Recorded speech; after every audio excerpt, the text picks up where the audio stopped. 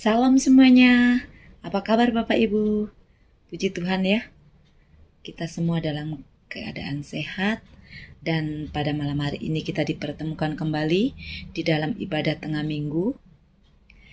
Tetapi sebelum kita melakukan ibadah tengah minggu pada malam hari ini, baiklah kita mengambil saat teduh sejenak.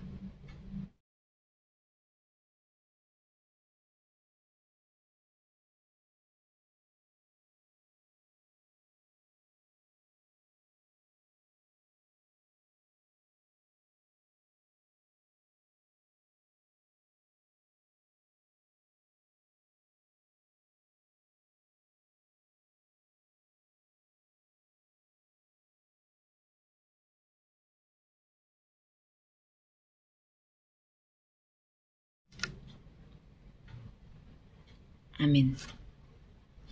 Bapak Ibu, mungkin ada yang tahu tema untuk ibadah tengah minggu pada malam hari ini, yaitu Yudas si munafik yang malang.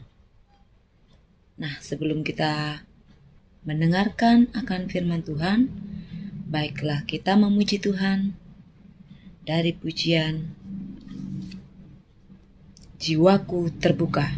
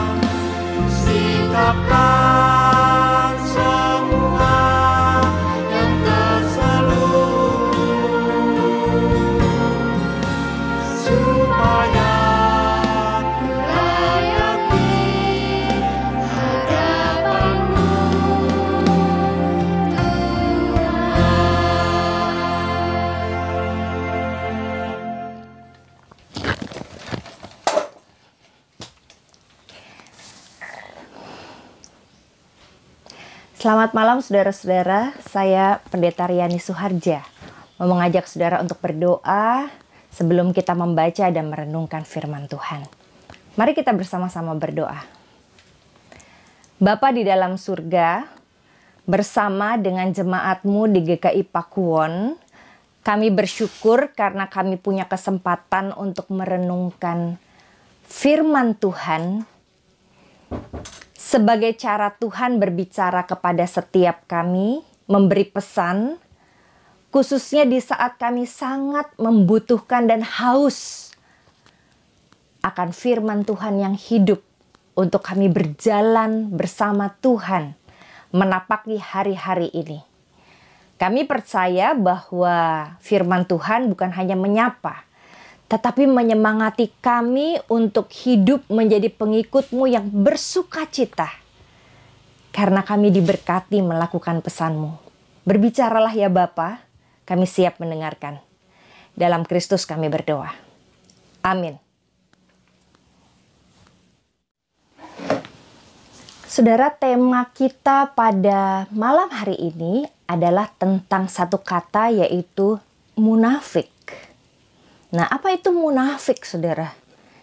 Di dalam bahasa Inggris, kata munafik diterjemahkan dengan kata hipokrit.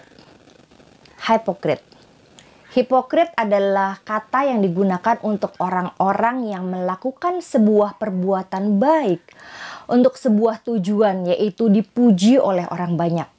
Dia tidak memikirkan apakah ini benar-benar menyentuh dan memenuhi kebutuhan orang yang kepadanya dia berbuat baik. Atau apakah perbuatan baiknya ini berguna. Tetapi dia lebih jauh dari itu, berguna untuk memuji dirinya sendiri atau membesarkan dirinya. Pada zaman Yesus, saudara-saudara, orang-orang munafik itu yang dimaksud oleh Yesus adalah orang-orang yang mengharapkan dipuji oleh orang-orang ketika dia melakukan yang baik. Dengan cara mereka mendengar suara trompet yang berbunyi nyaring di tengah-tengah kota untuk kebaikan yang sudah dia berikan. Jadi itu sebabnya di Rabu Abu kemarin bahan bacaannya adalah jangan kamu seperti orang-orang munafik yang mencanangkan hal itu. Maksudnya yang menghendaki supaya trompet berbunyi dan kebaikanmu itu dikenal oleh banyak orang. Nah, kali ini topiknya tentang munafik juga, saudara. Di zaman Yesus mengingatkan untuk tidak menjadi orang-orang munafik. Jadi saya ingat, saudara, satu ilustrasi. Kami setiap pendeta waktu Emeritus Pendeta Agus Susanto diberikan souvenir topeng. Hanya pendeta GKI Pondok Indah, saudara, yang dapat. Karena topengnya hanya terbatas. Jadi khusus dibeli katanya dipesan dari daerah Jawa Tengah. Nah, saudara, topeng ini sebetulnya saya nggak terlalu suka menyimpan topeng. Tapi saya renungkan untuk apa ya orang suka nyimpan topeng. Ternyata ada maknanya juga, saudara. Bayangkan kalau seorang yang di panggung harus menari dengan sangat gembira dan sukacita, dia nggak bisa menggunakan wajah sendu dan sedihnya ini di dalam hati dia untuk ditunjukkan saat menari. Dia memerlukan topeng yang membuat orang lain tahu bahwa dia sedang bersukacita. Supaya tariannya laku. Karena tariannya kebetulan adalah tarian yang membawa sukacita. Itu gunanya topeng. Nah, topeng ini mengingatkan bahwa memang kadang-kadang pendeta itu memang sepertinya harus pakai topeng, saudara. Bersukacita dengan orang yang bersukacita padahal hatinya penuh dengan pergumulan. Atau dia turut sedih dengan mereka yang berduka padahal dia baru saja dapat bonus atau berkat pada hari yang sama. Apakah seperti itu maksudnya kita harus juga menggunakan topeng? Tidak. Topeng ini adalah alat yang mau mengingatkan justru para pendeta atau saya khususnya, jangan pakai topeng. Sebab jemaat bisa lihat kamu senang, tapi hatimu dan Tuhan tahu bahwa kamu tidak seperti itu. Atau jangan pasang muka sedih, padahal sesungguhnya kamu sedang banyak berkat. Bukankah bukan hanya pendeta, saudara, yang mengalaminya? Kita pun seringkali mengalami seperti itu. Saat kita bersukacita bersama dengan anak-anak kita, padahal kita sedang pusing menghadapi masa pandemi ini.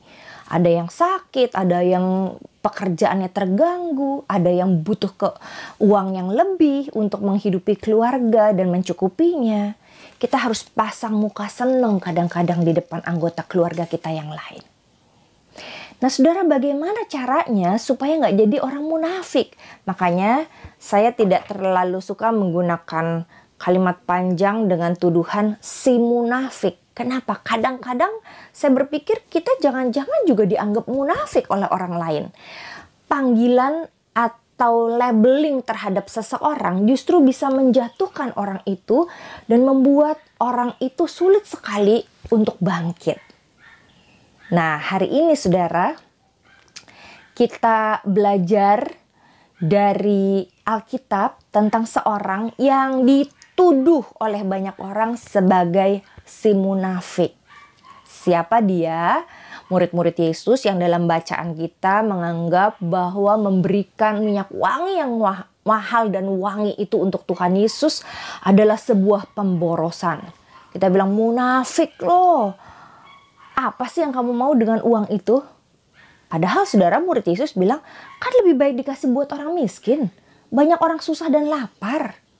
Kenapa diberikan untuk kaki Tuhan Yesus yang sebentar lagi dipakai untuk pergi dan bau kotor dicuci lagi? Bener juga saudara. Bukankah saudara akan mengatakan juga seperti itu?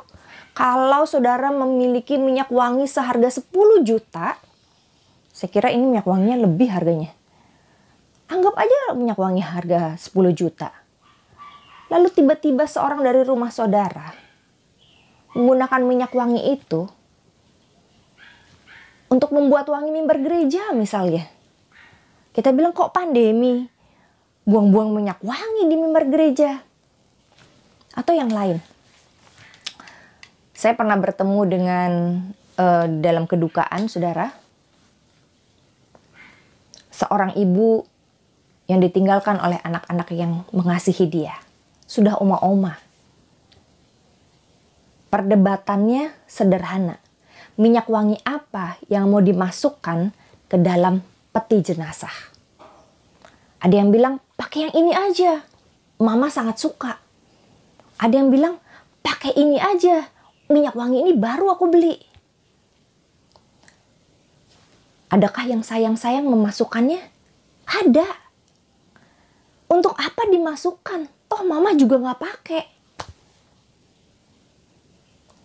Saudara, perdebatan tentang uang menjadi sesuatu yang seringkali juga masih relevan sampai hari ini. Munafik atau tidak, apapun namanya, kita memikirkan uang dari sudut pandang yang berbeda. Benarkah? Nah saudara, pertanyaannya di mana letak kesalahan Yudas? Dan apakah pengalaman Yudas itu masih relevan dalam hidup kita sehingga kita bukan hanya menjadi orang yang menghakimi Yudas, tapi berefleksi terhadap hidup kita. Apakah kita ini Yudas-Yudas yang sesungguhnya juga sama-sama berniat atau sama-sama mengkhianati Yesus?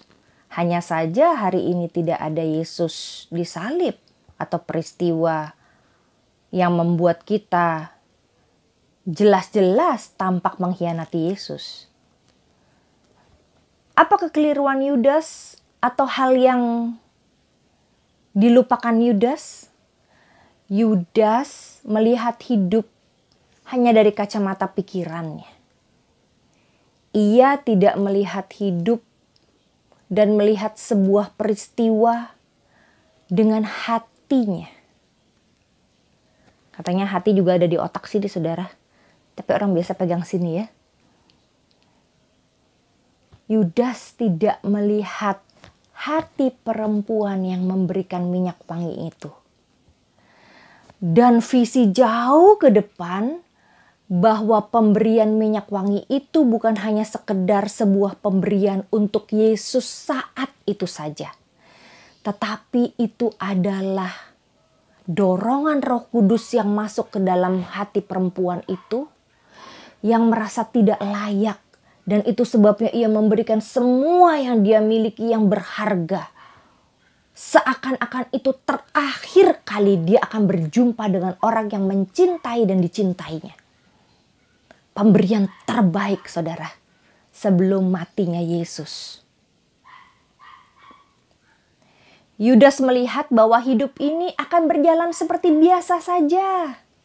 Orang miskin ada, dan itu sebabnya setiap hari kalau punya duit banyak, ya jangan diboroskan. Tapi untuk orang miskin. Supaya apa? Dapat trompet untuk dipuji dan diapresiasi. Hidupnya selalu ingin dipuji, mendapatkan upah, mendapatkan apresiasi. Sementara Yudas lupa bahwa hidup ini apresiasi yang terdalam, tertinggi, terbesar itu berasal dari Tuhan sendiri. Bukan trompet, bukan manusia lain. Tapi hati Yesus yang berkenan pada apa yang kita lakukan, pikirkan, rasakan, dan harapkan. Perempuan ini tahu, saudara. Itu sebabnya perempuan ini memberikan, ini udah yang terakhir deh, saya kasih deh. Gitu ya. Saya pernah bertanya pada seorang ibu. Bu, usia pernikahannya sudah 52 tahun, saudara. Bu, gimana cara ibu menjalani hari-hari ibu di masa usia seperti ini? Usianya sekitar hampir 80 tahun, saudara. Dia bilang, selama saya masih ada bersama dengan suami saya, memang kami dua yang berbeda, kami sering bertengkar. Tapi kalau saya melayani dia, saya selalu berpikir ini yang terakhir kali. Sehingga saya belajar untuk memberikan pelayanan yang terbaik buat suami saya. Saudara, perempuan ini memberikan yang terbaik buat Tuhan. Seakan-akan itu terakhir kalinya dia memberi.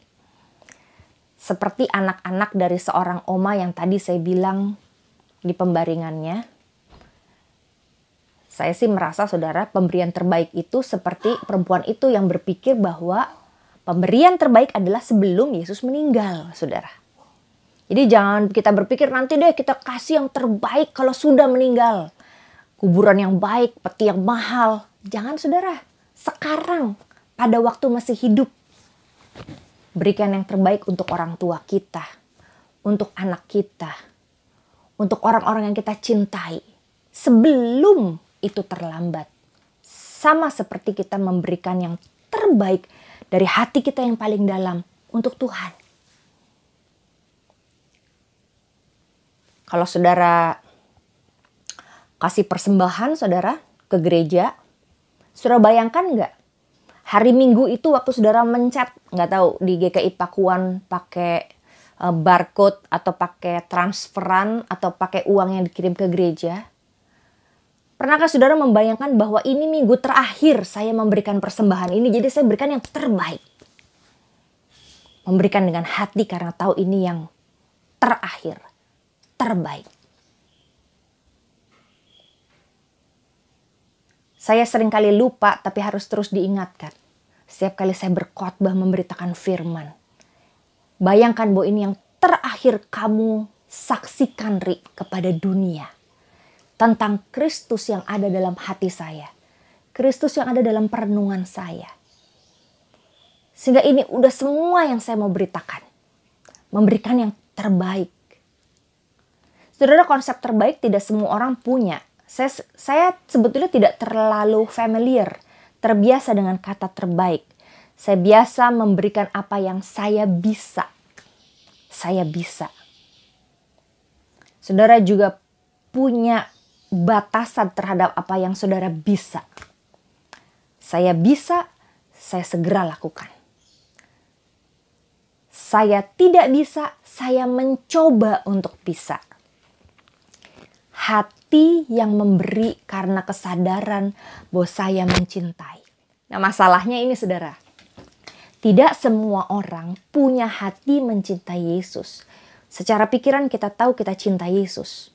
Yudas juga pasti cinta Yesus. Secara pikiran, saudara, dia tahu Yesus Tuhan, Juru Selamat. Bahkan dia berkhianat kepada Yesus karena dia yakin bahwa ini orang sangat besar kuasanya. Jadi menghadapi prajurit itu dia pasti bisa hadapi. Tidak heran Yudas bunuh diri. Karena dia tidak menyangka Yesus pasti mati. Yang dia yakini Yesus penuh kuasa dan pasti akan bisa mengalahkan para prajurit. Dia kan gak tahu, gak sadar bahwa skenario Yesus bukanlah dia menjadi raja ya dengan mahkota.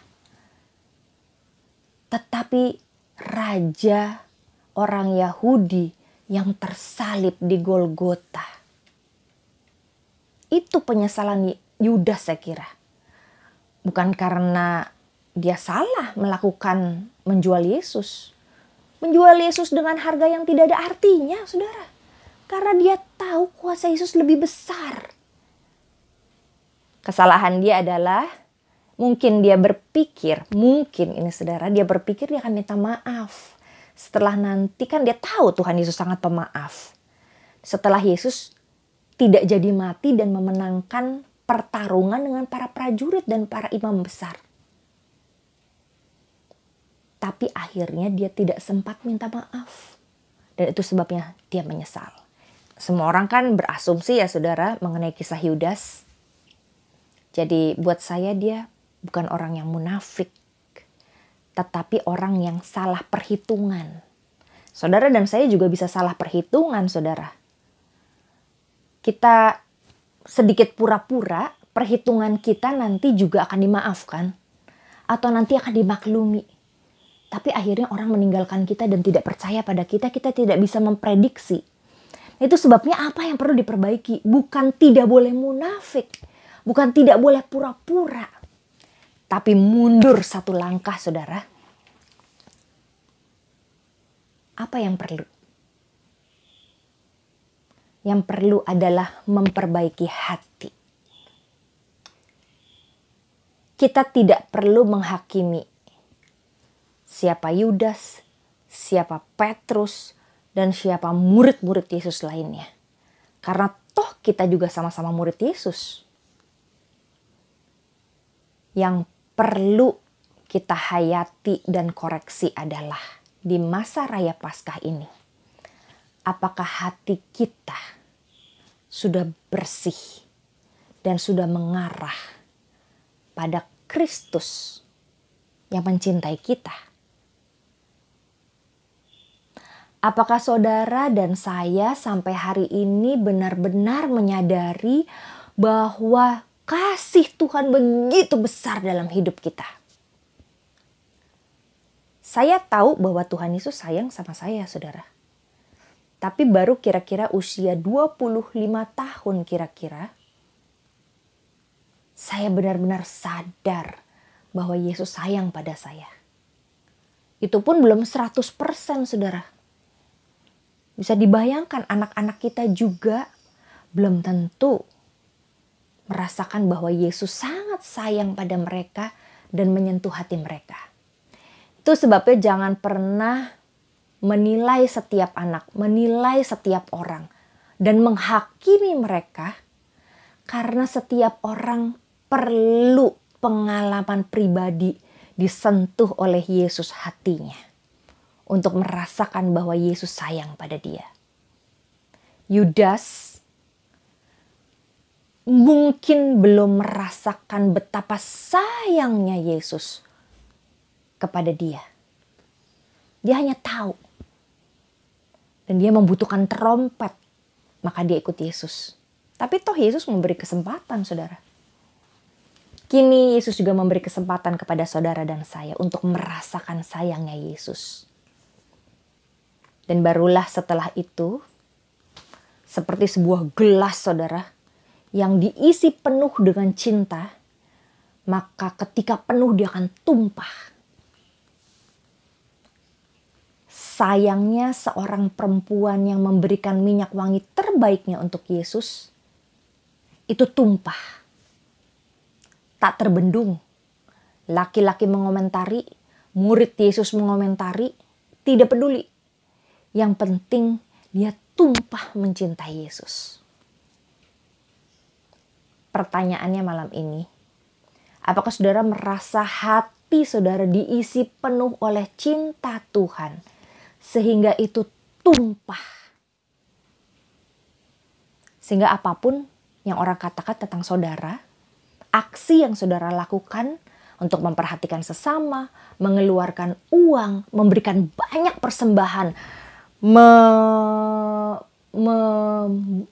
menerima resiko mungkin kena virus COVID, karena pelayanan keluar rumah yang saudara berikan buat sesama atau buat gereja menjadi tumpahan yang saudara lakukan, dan saudara siap melakukan itu apapun resikonya, karena saudara tahu itu kita lakukan buat Tuhan yang menghujani cinta buat kita dan kita menikmatinya. Kalau kita merasakan itu, dihujani cinta Tuhan sampai tumpah, kita nggak akan jadi orang munafik. Kita nggak akan dikasihanin orang. Dan kita nggak akan nuduh orang munafik. Karena sesungguhnya orang-orang yang seperti Yudas, yang justru membutuhkan cinta Tuhan yang besar, hujan cinta yang hari ini bisa Tuhan beri melalui saudara dan saya. Siapkah saudara? Diisi terus, dihujani cinta oleh Tuhan sampai tumpah. Memberi cinta pada siapapun, pertama-tama orang-orang di rumah kita, tapi jangan lupa Tuhan mengutus kita keluar rumah, apapun resikonya. Bukan berarti menantang virus COVID, tentu dengan cara yang bijak, tapi dengan sebuah tujuan. Menunjukkan cinta kita dari hati yang paling dalam untuk Tuhan.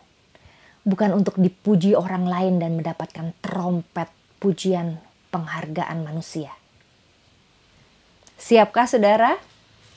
Selamat memasuki masa raya Paskah dengan hati yang penuh cinta.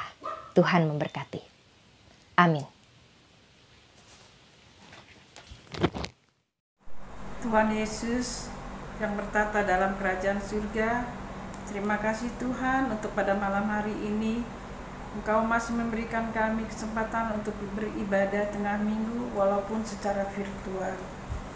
Terima kasih Tuhan, Engkau telah memelihara kami dari hari lepas hari hingga sampai saat ini kami masih dalam keadaan sehat.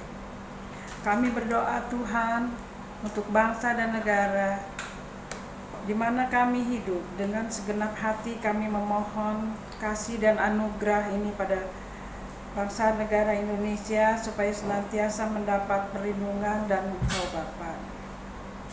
Tunjukkanlah belas kasihan-Mu ya Tuhan kepada seluruh umat manusia yang berada dalam kehidupan dan terbebani dengan penyakit dan kekhawatiran. Datanglah dan bantulah kami ketika corona menyebar secara global untuk menyembuhkan mereka yang sakit, mendukung dan melindungi keluarga dan teman-teman mereka dari infeksi corona. Kami juga berdoa untuk gereja kami ya Tuhan, kiranya Tuhan berkati di segala pelayanan gereja kami. Berkati juga ya Tuhan untuk pendeta kami yaitu Ibu Maria. Tuhan kiranya Engkau mau pakai dia ya Tuhan dengan segala kekuatan dan segala kemampuan serta kesabaran. Ditambahkan Tuhan kiranya jiwa-jiwa baru yang masuk dan beribadah bersama dengan kami.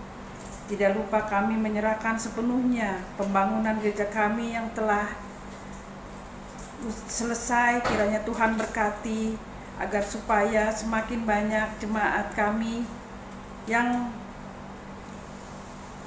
beribadah kepada Engkau.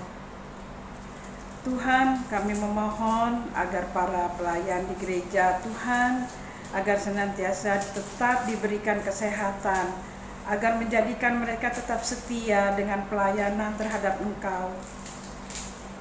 Bantu kami untuk meneladani kasih-Mu serta memiliki semangat dan disiplin sehingga kami dapat bersama-sama saling bekerja sama.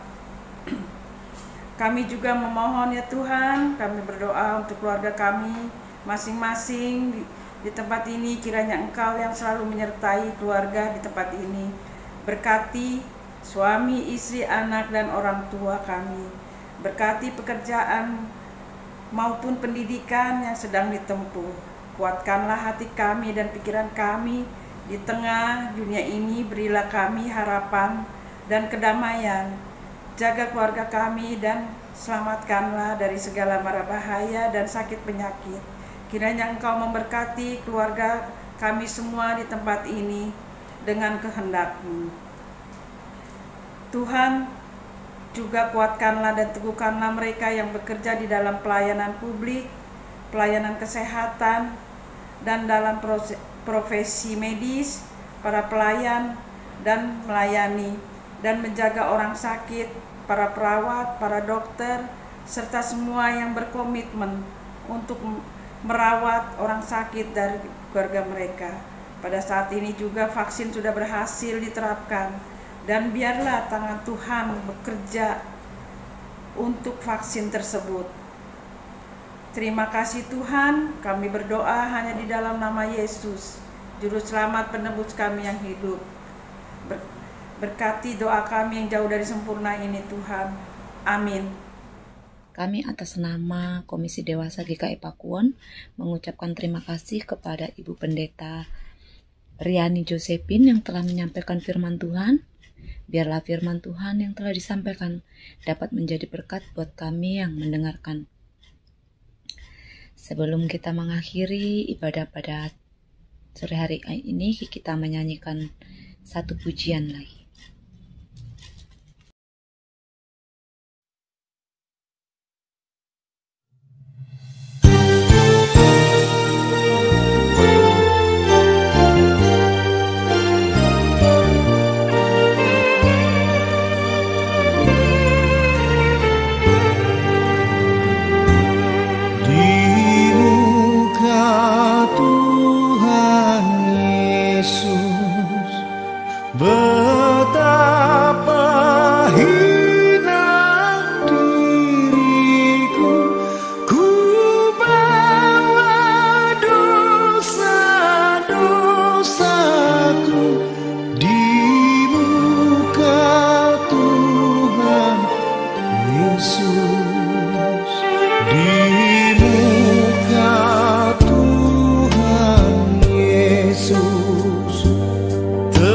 Tersusun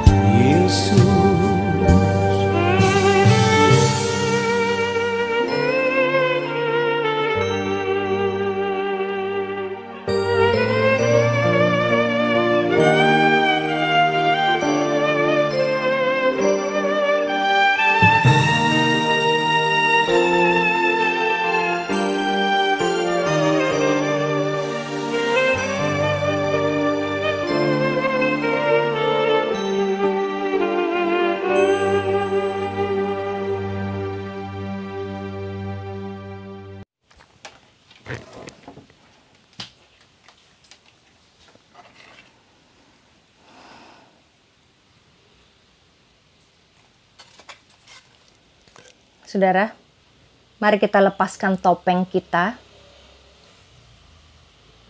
sambil berdoa mohon Tuhan hujani kita dengan cinta bersama dengan keluarga kita. Bapa di dalam surga, kami percaya bahwa kami dimampukan untuk melepaskan topeng kami. Bukan dengan keharusan. Bukan juga karena kewajiban. Tapi kami melepaskan topeng kami karena kami mau jujur di hadapan Tuhan.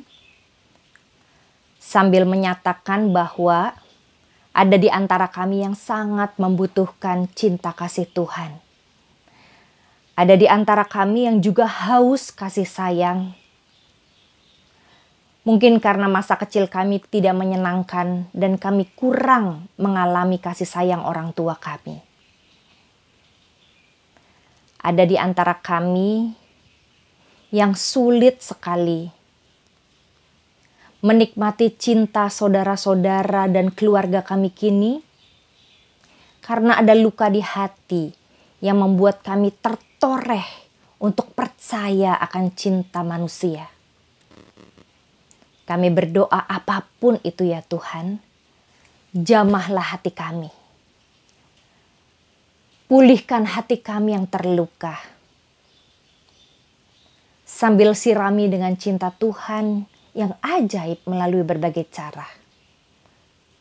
Sentuhlah hati kami ya Bapa di masa raya Paskah ini, sehingga kami tahu, kami mengerti, kami mengalami bahwa kasih Tuhan di atas kayu salib itu sungguh terbukti membasuh luka kami, membersihkan dan memulihkan. Kami berdoa ya Bapa, hujani kami dengan cinta-Mu yang ajaib. Sehingga kami merasakan bahwa Engkau baik, termasuk di masa pandemi ini. Dalam keadaan apapun dalam keluarga kami. Berikan percikan-percikan cinta-Mu, sehingga kami boleh menghitung itu sebagai berkat-berkat Tuhan yang mau menunjukkan kebaikan dan cinta-Mu kepada kami. Sehingga ya Tuhan, bersamaan atau dalam waktu singkat atau pada waktu Tuhan, kami yang dihujani cinta boleh menumpahkan cinta itu pada Tuhan melalui kebaikan dan pelayanan kami buat keluarga kami, buat dunia ini, buat gereja kami yang Tuhan percayakan sebagai wadah untuk kami bersaksi dan berbagi cinta-Mu. Terima kasih ya Bapak, ini doa kami. Mohon Tuhan sendiri memberkati kami untuk terus menjadi berkat. Mencintai kami untuk terus kami mencinta. Dalam Kristus yang memberkati kami. Saudara, mari kita akhiri persekutuan ini dengan berkat Tuhan. Kiranya kasih Allah Bapa menaungi saudara dengan berbagai cara. Sehingga hati saudara terbuka untuk dapat menghitung berkat-berkat Sang Bapa yang penuh cinta. Kiranya pengampunan Kristus di atas kayu salib membasuhmu bersih dan memulihkan lukamu, sehingga engkau merasakan kedamaian yang sejati dan sukacita surgawi. Dan kiranya Roh Kudus membukakan mata hatimu untuk melihat hati orang lain yang membutuhkan dengan belas kasih Tuhan, menyertai setiap aksi puasamu dan aksi kasihmu hari ini sampai Yesus datang kembali. Amin. Tuhan memberkati saudara.